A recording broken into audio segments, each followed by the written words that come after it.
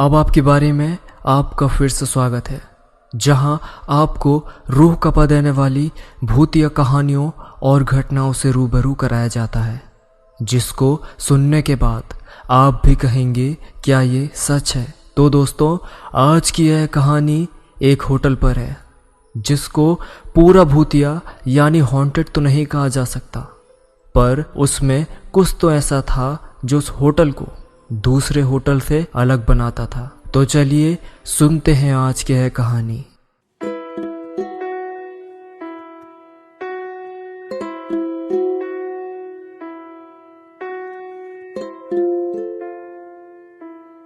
सौरभ और उसकी पत्नी एक ट्रिप पर जा रहे थे। वो लोग घूमने के लिए शिमला जा रहे थे। उनका सबसे पहले प्लान था कि वो लोग शिमला पहुंचते ही सबसे पहले अपने होटल में जाएंगे और वहां आराम करेंगे। वो अपनी गाड़ी से जा ही रहे थे कि अचानक से उनके होटल की ओर जाने वाला रास्ता बंद पड़ा था, जो कि कल सुबह खुलने वाला था। सौरभ ने सोचा कि अब कहाँ रुका जाए। तभी उसकी पत्नी ने कहा कि क्यों ना यहीं आसपास एक होटल में रूम बुक कर लेते हैं, सिर्फ आज रात के लिए। कल सुबह होते ही अपने होटल की ओर निकल पड़ेंगे। सौरभ को भी ये आइडिया पसंद आया और वहां एक होटल की तलाश में यहां से वहां अपनी गाड़ी में घूमने लगे। वो होटल की तलाश में बहुत अंदर या कहें तो घने जंगलों में आ चुके थे।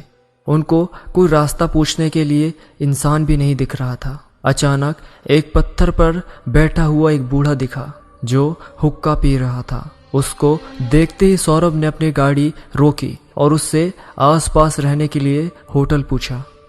उस बूढ़े ने उंगलियों से एक दिशा की ओर इशारा किया और हुक्का पीने लगा, पर उसने कुछ बोला नहीं। सौरभ भी उसके दिखाए हुए रास्ते पर निकल पड़ा। कुछ दूर जाते ही उनको एक होटल दिखाई दिया।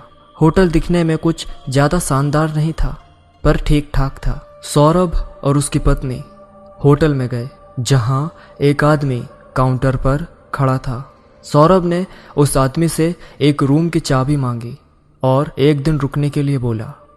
उस आदमी ने कहा कि सर, आपको जितने दिन भी रुकना है आप रुक सकते हैं, पर आपको किराया 2 दिन का देना होगा। सौरभ ने भी पैसे दे दिए। वो आदमी कुछ देर खड़ा रहा और कुछ सोचने के बाद उसने एक रूम की चाबी निकाली और हल्की सी हंसी के साथ उस चाबी को सौरभ को दे दिया। उसकी हंसी को सौरभ समझ नहीं पाया और चाबी लेकर रूम की ओर बढ़ पड़ा। उसने चाबी पर देखा कि चाबी रूम नंबर 333 की है। वो अपनी पत्नी के साथ रूम नंबर 333 की ओर निकल पड़ा।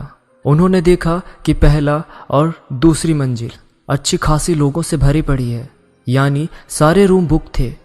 पर वहीं जहां रूम नंबर 333 था, जो तीसरी मंजिल पर था, वो पूरी मंजिल सुनसान पड़ी थी। वो लोग चुपचाप अपने रूम को खोलकर अंदर चले गए। रूम अंदर से अच्छा था। सौरभ फ्रेश होने के लिए बाथरूम की ओर बढ़ा तो उसने देखा कि उसमें पानी नहीं आ रहा है। उसने होटल के स्टाफ को फोन करने के लिए रूम के टेलीफोन को उठाया और फोन मिलाया। फोन उठाया गया, पर वहां से कोई आवाज नहीं आई। बस एक हल्की सी हंसी की आवाज आई और फोन कट हो गया। तभी अचानक उसी टेलीफोन पर एक कॉल आया। इस बार होटल के स्टाफ की आवाज थी। उसने पूछा कि जी सर, बोलिए, हम आपकी क्या सहायता कर सकते हैं। सौरभ ने कहा कि आप जल्दी से हमारे रूम में आइए, क्योंकि यहाँ पानी नहीं आ रहा है। स्टाफ ने कहा, सर आप अपना रूम नंबर बताएं। सौरभ ने कहा, रूम नंबर 333। ये सुनते ही स्टाफ की आवाज धीमी और घबराई हुई सी हो गई। स्टाफ ने घबराते हुए कहा कि सर, आप वहाँ क्या कर रहे हैं। सौरभ ने पूछा क्यों, तो स्टाफ ने झट से चिल्लाते हुए कहा कि आप जल्दी से जल्दी उस रूम से बाहर निकल जाएं और नीचे आ जाएं। सौरभ को कुछ समझ नहीं आया। उसने इसका कारण पूछा तो स्टाफ ने कहा, सर आप सवाल मत पूछो, बस जल्दी से जल्दी उस रूम से बाहर निकल जाओ, आपको वहाँ बहुत खतरा है। ये सुनते ही सौरभ ने फोन काटा और अपनी पत्नी को सामान के साथ वहां से निकलने को कहा। अभी वो निकल ही रहे थे तो उनके दरवाजे को कोई खटखटाने लगा। सौरभ ने बार बार पूछा कि कौन है बाहर, पर किसी की आवाज नहीं आई। सौरभ और उसकी पत्नी समझ गए थे कि ये भूत प्रेत का मामला है। वो दोनों बुरी तरह से घबरा गए थे। तभी उनकी रूम की लाइट कट गई और सब अंधेरा हो गया।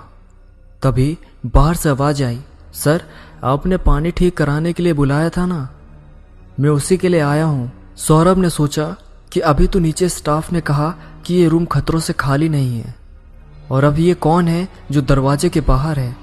तभी सौरभ को वही धीमी सी हंसी सुनाई दी जो उसने फोन पर और नीचे चाबी लेते वक्त सुनी थी। तभी रूम टेलीफोन फिर से बजा। फोन स्टाफ का था।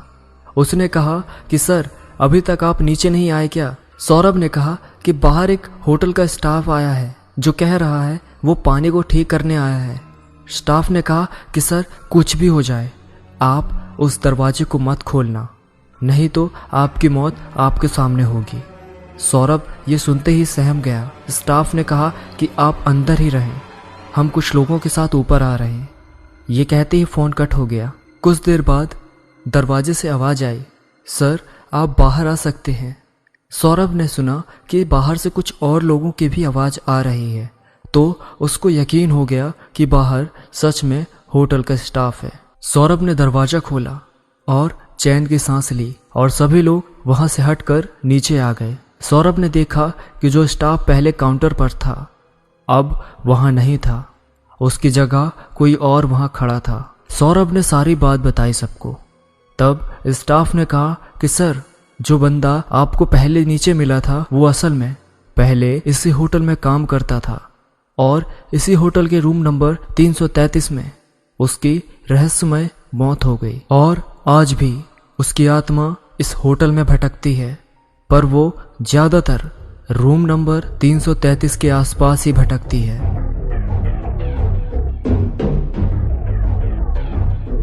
अगर आप ऐसी और भी कहानियां सुनते रहना चाहते हैं तो अभी सब्सक्राइब कीजिए अब आपकी बारी को, जहां आप सुनते हैं भूत प्रेतों से जुड़ी हिंदी डरावनी कहानियां। मैं फिर मिलूंगा किसी और कहानी के साथ।